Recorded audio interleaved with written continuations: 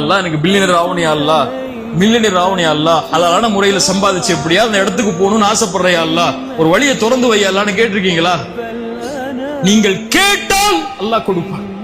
நீங்க கேட்கல, நீங்க உங்க எண்ணத்தை விசாலமாக்கல.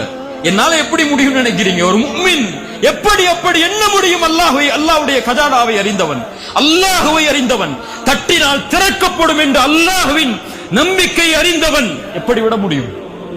அல்லாஹ் துனியாவை தான் கொடுப்பங்கிறான். ஃபகுல் துஸ்தக்ஃபிரு ரப்பக்கும் இன்னஹு கான கஃபாரா. அந்த நபி சொன்னார், அல்லாஹ்விடத்திலே மன்னிப்பை தேடுங்கள், அல்லாஹ் மன்னிப்பை வழங்கக்கூடியவனாக இருக்கிறான்.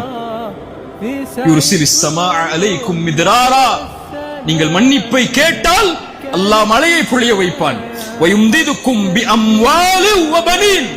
குர்ஆன் சொல்லுகிறது, நீ தௌபா செய்து வா, அதுதான் உனக்கு வேணுங்கிறது வேணும்னா. அல்லாஹ்விடத்தில் நின்று அழுது பாவ மன்னிப்பை கேட்டு இனிமேல் தொடமாட்டேனே அல்லாஹ், உயிரே போடால் பரவாயில்லை அல்லாஹ், நீ கொடு நான் வாங்கிக்கிறேன் என்று அல்லாஹ்வின் கணக்கை நம்பிக்கை வைத்து மன்னிப்பை தேடினால் அல்லாஹ் சொல்றான், வயும்திதுக்கும், உங்களுக்கு உதவி செய்கிறேன். நேரம் முடிவடைகிறது. உங்களுக்கு உதவி செய்கிறேன். எதில்? பிஅம்வால், செல்வத்தில். சொர்க்கத்தில் மட்டுமல்ல, பிஅம்வால், செல்வத்தில், வல்பனீன், குழந்தைகளில். வயஜஅல் லக்கும் ஜன்னாத்தி வயஜஅல் லக்கும் அன்ஹாரா, தோட்டங்கள், துறவுகள், ஆறுகள் என எல்லாவற்றையும் அல்லாஹ் கொடுக்கிறேன். மாலக்கும் லா தர்ஜூன லில்லாஹி வகாரா.